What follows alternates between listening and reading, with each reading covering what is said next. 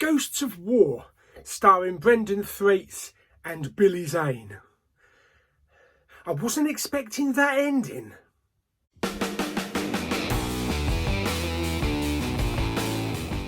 Hey everyone, Big Pauly back for a brand new movie review.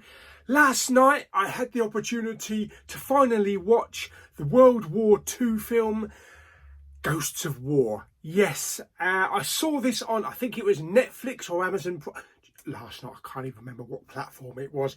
There's so many platforms intertwining. I think it was Netflix. I had watched the trailer for this. It made it out to be kind of like a Band of Brothers meets Saving Private Ryan type film with a bit of a haunting in it.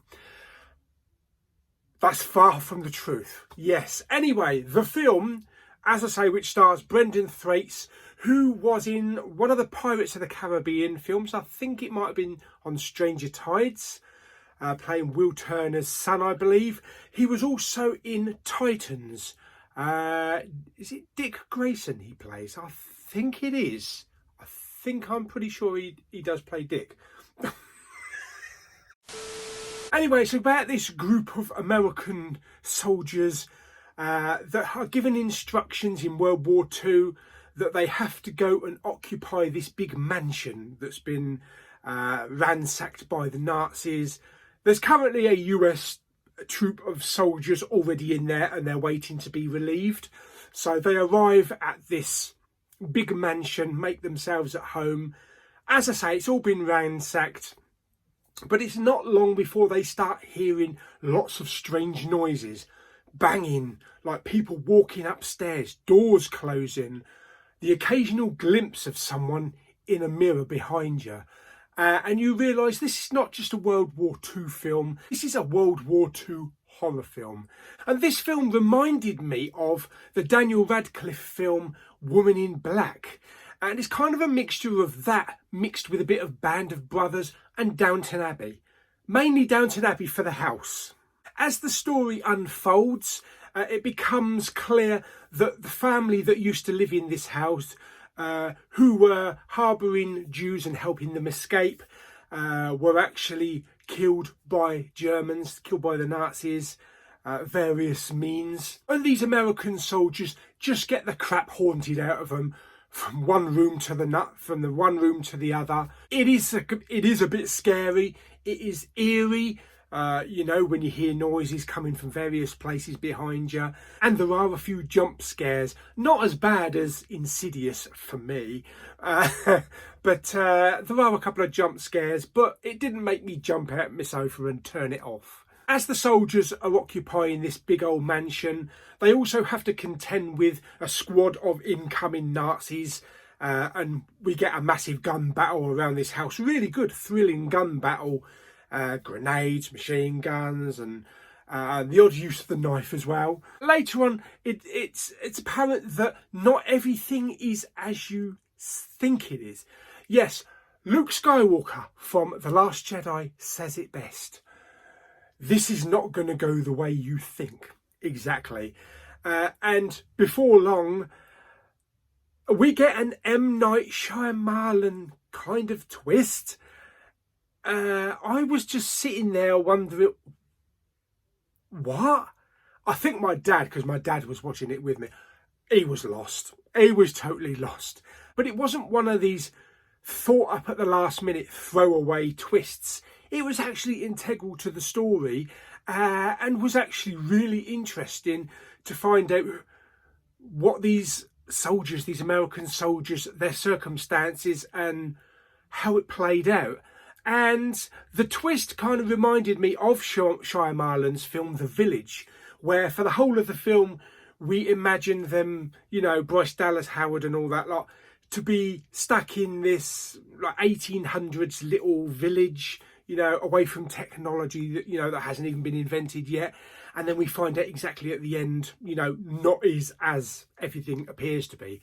This had a kind of Shyamalan twist, and it was a welcome twist. It threw the odd element in there. It took us to a different location, or to several different locations actually, and it made us understand what was going on and what these soldiers have to do with the story. Now, as I watched the film downstairs with my dad, we watched it on the 4K TV, only on HD quality, which, as we all know, is always not up to par when it comes to a physical disc. Right, wait for the comments. The sound is also 5.1, but I only had the soundbar set up downstairs, so I couldn't get the full benefits of surround sounds and people walking above you and behind you, and you know, gunshots ricocheting off down the hallway. So that is why I've actually ordered the German Blu-ray from Amazon Germany. I didn't think they would ship it to me because of the whole Brexit and health, you know, being in lockdown. But the order's gone through and it's due to arrive in a couple of days, so I'm really happy with that. The main setting of these rolling hills, Private Ryan style, with these soldiers walking across, was really good. You know, the cinematography was great. I love the look of the house, the old creepy house. Also had that Addams Family vibe to it, minus the runaway hand. And yeah, it was just a joy to watch. The acting was superb. First rate, had no problem with the acting. Most of these were all established actors, including, I can't remember his name, but he was in Sons of Anarchy. Yeah, I really enjoyed the film. It's one that would have probably gone off my radar because we only had a DVD release for this, no Blu-ray release in the UK. And as most of you know, most like £7 DVDs that we find in the supermarkets end up being a right old load of tat. So I'm glad I didn't just let that bypass me and that I actually did watch this film because I really enjoyed it. Is there much replayability now, knowing what the story is about and knowing the ending? Kind of Sixth Sense, you know, that type of rewatchability. I think I can. I think you can watch it again, but it'd be good to maybe rewatch it and see if there's elements in the main story building up that may give you an idea of where they are and what's happening. So I'll look forward to that when I get my physical release. I probably will do an unboxing for it. But Ghosts of War really surprised me. It still confused the hell out of Dad. At the end of the film, he says, "What the hell was that supposed to be about?" That's my dad, yes. If it's not in red and white and numbered 1 to 2, he doesn't get it. It's either got to be Tom Cruise in Mission Impossible or Bond, and Dad's happy. Forget anything else. That's what I had with Mum. Everything sci-fi, Marvel, supernatural I had with Mum.